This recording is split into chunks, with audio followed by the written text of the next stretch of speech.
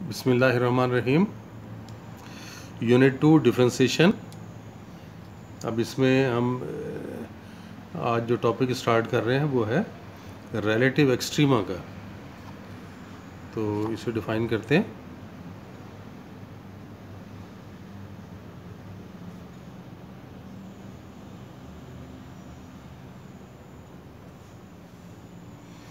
Relative extrema.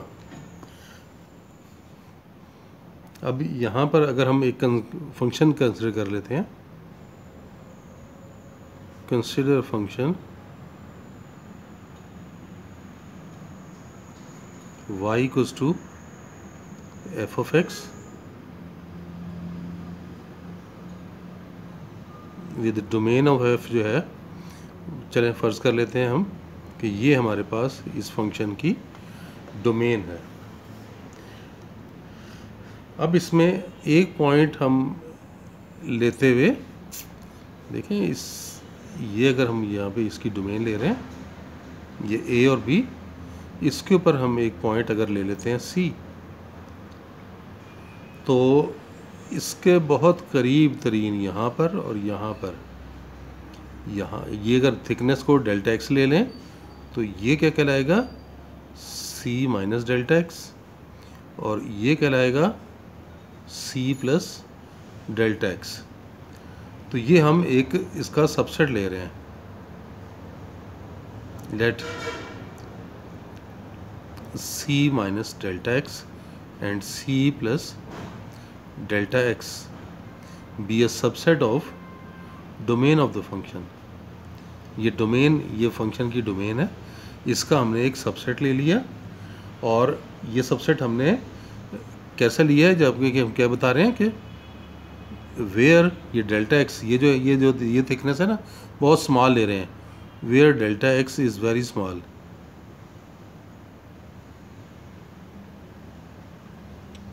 ये हमने एक स्मॉल वैल्यू ली है। अब यहाँ पर देखें, if f of C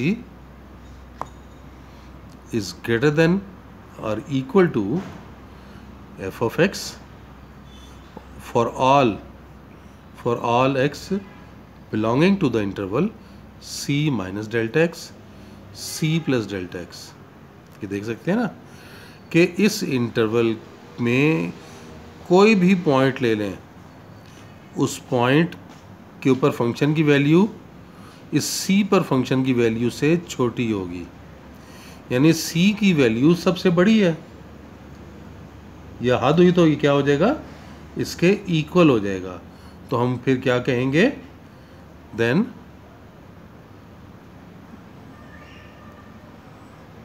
function has relative maxima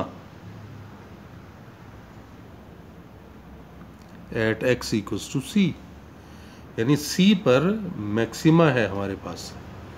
ये रिलेटिव इसलिए कि इंटरवल में बहुत ज़्यादा पॉइंट हो सकते हैं ना। यहाँ पर भी फ़र्ज़ किया कि कोई ले लें, यहाँ पर ले लें, अगर ये हमारे पास इन दो पॉइंट्स के दरमियान ये डी ले लें, अगर ये डी है तो ये क्या हो जाएगा, सी माइनस डेल्टा एक्स, ये डी माइनस डेल्टा एक्स, और ये हो जाएगा डी प्लस डेल्टा एक्स। तो ये देखें, डी को भी इस तरह से हम इस इंटरवल के लिए चेक कर सकते हैं, मैक्सिमा या मिनिमा के लिए। तो रिलेटिव में एक से ज़्यादा मैक्सिमा या मिनिमा हो सकते हैं, इसीलिए हम यहाँ पे इन्हें रिलेटिव का नाम दिया करते हैं। और यही बात अगर मिनिमा की केस की होती तो ये उलट हो जाता ना। उलट कैसे हो जाता, if f of c is less than और equal to f of x for all x belonging to the interval c minus delta x and c plus delta x। ये अगर हमने लिया तो तब हम क्या कहेंगे, then function has relative minima at x equals to c। ठीक है, यानी c की वैल्यू सबसे छोटी है। आप x इस इंटरवल में कोई भी पॉइंट ले लें, उस पॉइंट पे जो वैल्यू होगी वो सी से बड़ी होगी, तो ये मैक्सिमा का केस हो गया। तो ये एक्सट्रीमा, हम एक्सट्रीमा पढ़ रहे हैं ना, यानी both relative maxima or minima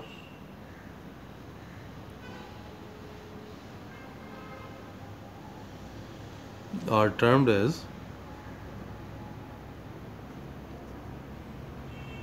relative extrema। ये एक्सट्रीमा, मिनिमम हो तब भी वो एक्सट्रीम वैल्यू है और मैक्सिमम तब भी एक्सट्रीम वैल्यू है। तो it may be noted that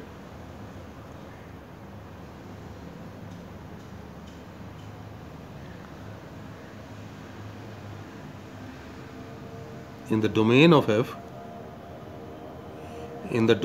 f, we can have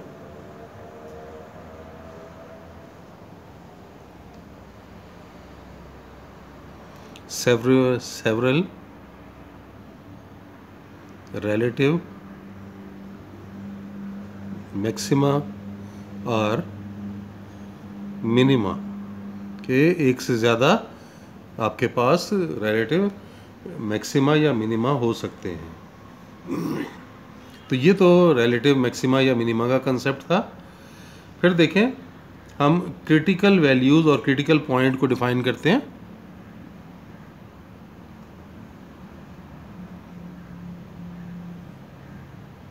critical values and critical points. कि क्रिटिकल वैल्यू या क्रिटिकल पॉइंट से क्या मुराद है कि अगर हम फंक्शन ले रहे हैं, consider the function y equals to f of x, और हम इसके डोमेन में एक एलिमेंट ले लेते हैं, if c belongs to the domain of f, कि आपने ये एक इस फंक्शन की डोमेन में से एक पॉइंट लिया और ये पॉइंट किस तरह का है, such that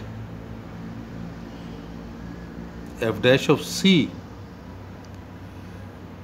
is 0 or f dash of c is undefined.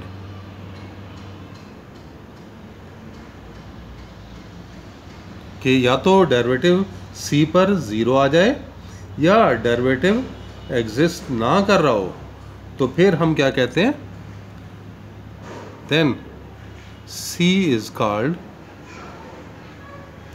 Critical value. Critical value for the function f, for the function f, कि ये फंक्शन f के लिए क्रिटिकल वैल्यू है, और ये वैल्यू जब हम पुट करेंगे तो क्रिटिकल पॉइंट y बन जाएगा ना आपके पास, and the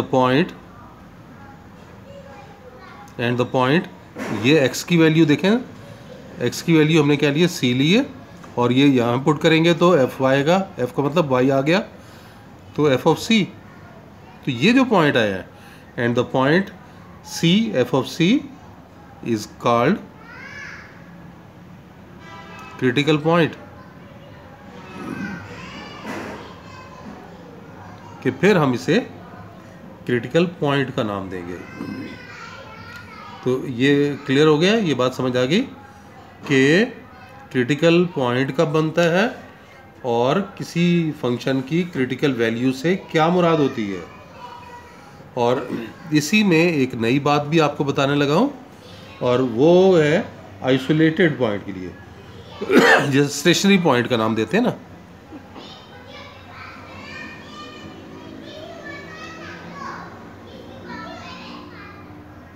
stationary point, stationary point में क्या चीज़ है कि अगर आपके पास डेरिवेटिव की वैल्यू उस पॉइंट पर 0 आ जाए तो फिर हम कहते हैं कि वो क्या है, क्रिटिकल पॉइंट, स्टेशनरी पॉइंट में कन्वर्ट हो गया। तो ये बात यहां पर हम लिख लेते हैं, the critical point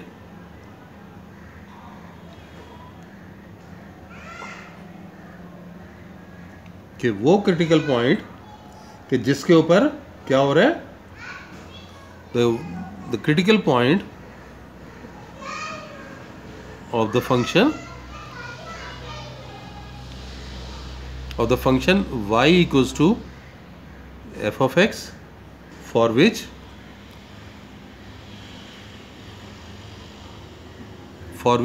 f dash of x equal to 0। तो ये क्या कहलाएगा, इज कॉल्ड स्टेशनरी पॉइंट।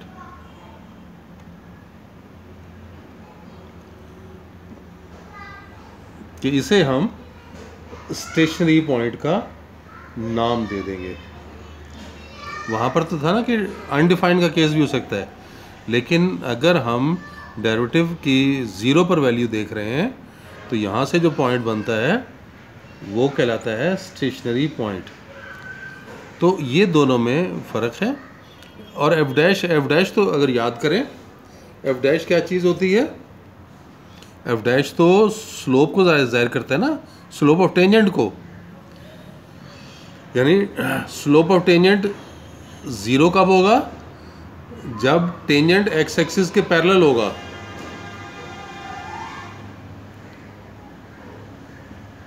और इसी तरह से अनडिफाइन कब होगा,